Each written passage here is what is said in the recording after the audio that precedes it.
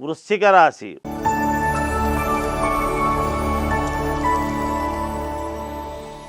విశాఖ నక్షత్రము 4వ పాదము, అనురాధ నక్షత్రం 1, 2, 3, 4 పాదాలు, జ్యేష్ఠ నక్షత్రం 1, 2, 3, 4 పాదాలు కలిస్తే వృశ్చిక రాశి అవుతుంది.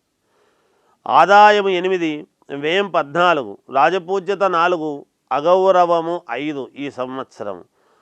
వృశ్చిక రాశి వాళ్లకు చాలా బాగుంది ఈ సంవత్సరం అని తెలియజేస్తూ ఉన్నాను. ఆరోగ్యం బాగుంటుంది, అభీష్ట సిద్ధి కలుగుతుంది, మీరు ఏదనుకుంటే అది తప్పకుండా మీకు సిద్ధించి తీరుతుంది, తేజస్సు పెరుగుతుంది, పశులాభం.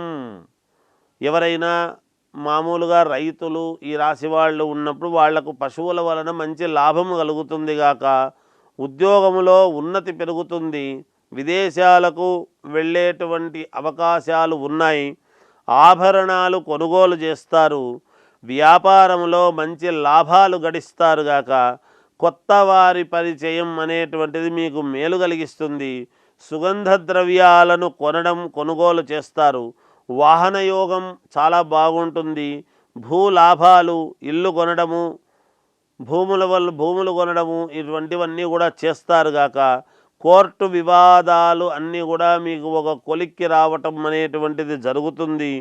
తెలివితేటలతో ఈ సంవత్సరం అంతా కూడా మీరు చాలా ఆలోచనాత్మకమైనటువంటి నిర్ణయాలతో ముందుకు వెళతారు.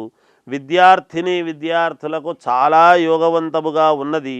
సినిమా వాళ్లకు చిన్నపాటి ఇబ్బందులు ఏవో ఉంటాయి అని సూచనప్రాయముగా తెలియజేస్తున్నాను. రాజకీయాలలో ఉండేటువంటి వాళ్లకు చాలా మంచి యోగము, పదవీ యోగం అనేది ఉంది.